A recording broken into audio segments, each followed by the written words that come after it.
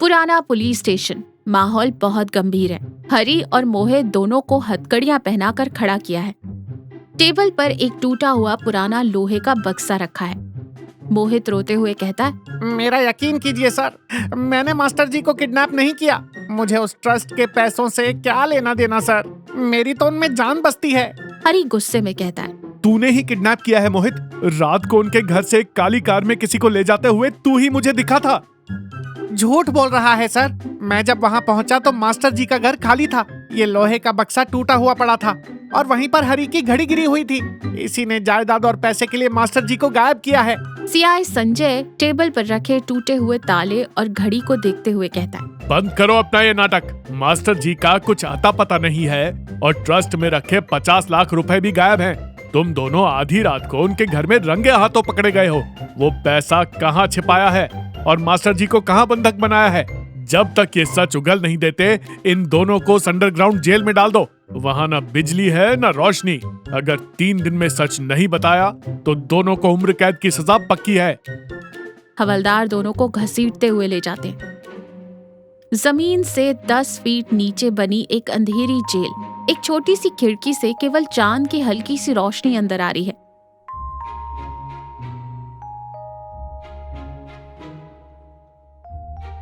हरी एक कोने में सोच में डूबा बैठा है। तभी मोहित डरते हुए कहता है, यार हरी, मुझे क्यों लग रहा है कि मास्टर जी के साथ कुछ बुरा हुआ है। क्या सच में किसी ने उन्हें किडनैप कर लिया है? चुपचाप बैठ मोहित, मेरा दिमाग काम नहीं कर रहा है। जरा लॉजिक लगाकर सोचो कि रात को असल में हुआ क्या था। क्या मास्टर जी ने रात 9 बजे तुम्हें फोन किया था? फोन नहीं किया था यार, उनके फोन से सिर्फ एक मैसेज आया था, मेरी जान को खतरा है, जल्दी घर आओ। मैं 9:15 बजे उनके घर पहुंचा था। हरी तुरंत पकड़ते हुए कहता है, पकड़ा गया झूठे। रात 8:30 बजे ही गांव की बिजली चली गई थी और भारी बारिश हो रही थी। अगर तू 9:15 बजे उनके घर पहुंचा तो तेरी शर्ट गीली क्यों नहीं थी? इसका मतलब तू पहले ही उनके घर में छिपा हुआ था। मोहित हैरान होते हुए कहता है, ओए, मैं अपनी कार में गया था यार, इसलिए नहीं भीगा। वैसे तू मुझसे क्यों पूछ रहा है? रात को तेरी कार मास्टर जी के घर के पीछे वाले रास्ते पर क्यों पार्क थी? हरी डरते हुए कहता है, वो मुझे भी मैसेज आया था। पीछे वाले रास्ते से गया ताकि कोई देखे ना। मोहित हंसते हुए कहता है, अब तो पकड़ा गया ना साइंटिस्ट। तेरी कार के टायरों की मिट्टी उनके पिछवाड़े में मिली है। तूने ही पीछे के दरवाजे से जाकर उनकी अलमारी तोड़ी है। हरी जमीन पर एक तिनके से लकीरें खींचते हुए कुछ हिसाब लगाता है। मोहित, मैं पीछे के रास्ते से गया था, ये सच है, लेकिन दरवाजा अंदर से बंद था। जब मैंने खिड़की से झांक कर देखा तो तू उस टूटे हुए ट्रस्ट के बक्से को पकड़े खड़ा था। जब मैं वहाँ पहुँचा तो बक्सा नीचे गिरा पड़ा था और उसका ताला टूटा हुआ था। मैं बस उसे उठाने ही वाला था कि तभी लाइट आ गई और तूने मुझे खिड़की से देख लिया और तभी पुलिस का सायरन भी बज गया। हरी चौंक जाता है। दोनों की बातों में लॉजिक है। हरी को शक होने लगता है कि ना तो उसने और ना ही मोहित ने चोरी की और ना ही किडनैप किया। कुछ देर बाद सीढ़ियों से उतरकर एक हवलदार आता है और लोहे की सलाखों के बीच से एल्युमिनियम की 2 प्लेटें अंदर खिसका देता है, जिनमें पानी जैसी पतली दाल और सख्त चावल है। लो किडनैपर, खा लो। इस अंधेरी जेल का राजभोग यही है। कल से तो ये भी नहीं मिलेगा। मोहित चावल छूकर दुखी मन से कहता है, अरे, ये चावल तो पत्थरों जैसे हैं सर। इन्हें खाया तो मेरे दांत ही टूट जाएंगे। थोड़ा अच्छा खाना नहीं ला सकते क्या सर? कम से कम एक ऑमलेट ही। हवलदार हंसते हुए कहता है, 5 स्टार होटल समझ रखा है क्या? खाना है तो खाओ, वरना चूहे खा लेंगे। तुम जैसों के लिए इससे अच्छा खाना नहीं मिलता। और हवलदार चला जाता है। हरी पानी पीते हुए कहता है, छोड़ दे मोहित, हमारी आपसी दुश्मनी और जिद की वजह से आज हमें इस तहखाने में पत्थरों जैसा खाना खाना पड़ रहा है। दोनों के चेहरे पर भूख और उदासी साफ दिखाई देती है। वो खाना बिना खाए किनारे रख देते हैं।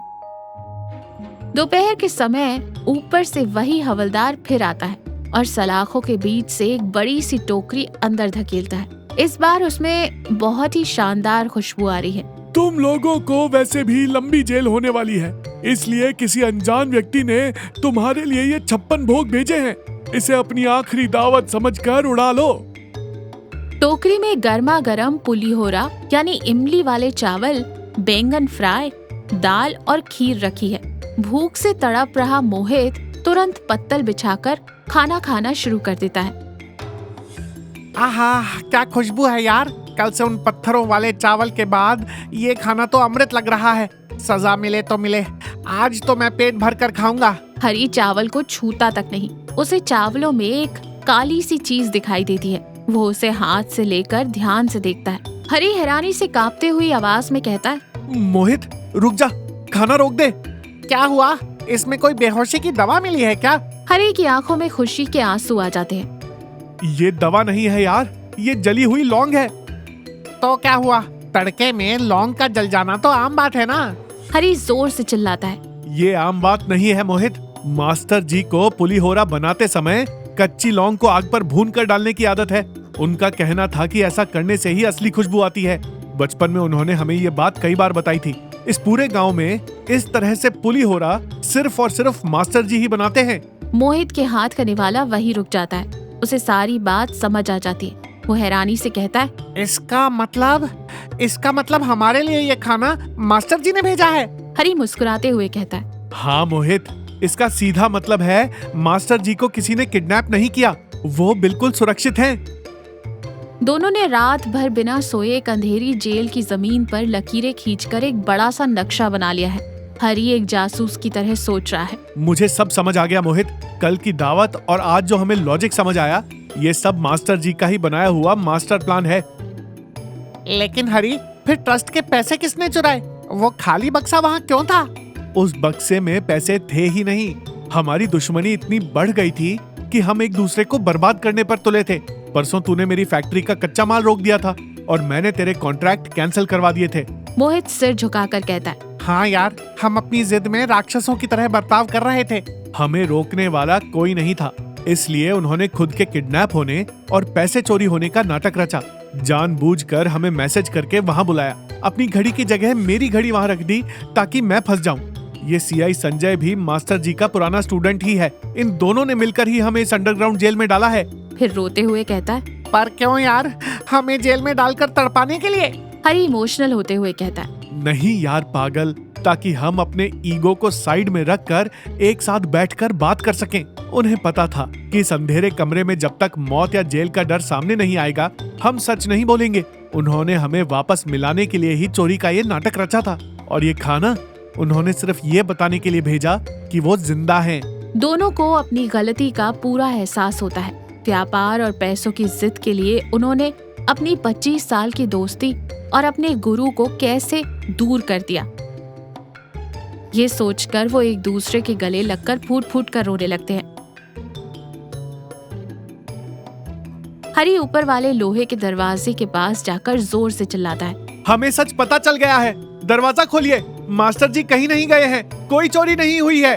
थोड़ी देर बाद चिर्र की आवाज के साथ अंडरग्राउंड जेल का भारी दरवाजा खुलता है। अंदर रोशनी आती है।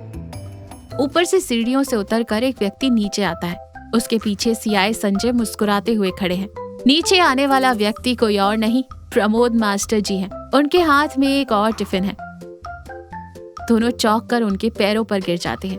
मोहित रोते हुए कहता है, मास्टर जी, हमें माफ कर दीजिए। हमारा अहंकार इतना बढ़ गया था कि हम डरने लगे कि कहीं हमने ही तो एक दूसरे को फंसाने के लिए आपको किडनैप नहीं कर लिया। अपनी जिद में मैं अपने ही दोस्त को सड़क पर लाना चाहता था। अगर आपने ये नाटक नहीं किया होता तो अब तक हम सच में एक दूसरे को बर्बाद कर चुके होते।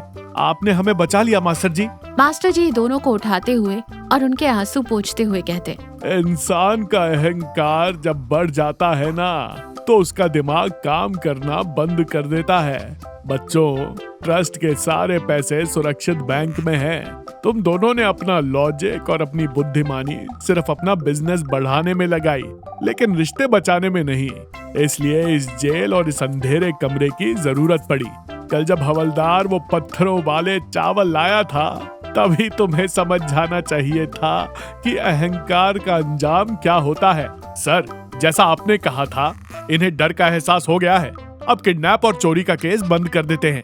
मास्टर जी मुस्कुराते हुए कहते, इस अंडरग्राउंड जेल के दरवाजे तो अभी खुल गए हैं बच्चों, लेकिन तुम्हारे दिलों पर लगे जलन और दुश्मनी के दरवाजे जिंदगी भर के लिए बंद रहने चाहिए। आओ, आज फिर तुम दोनों मेरे हाथ से पुलिहोरा खाओ।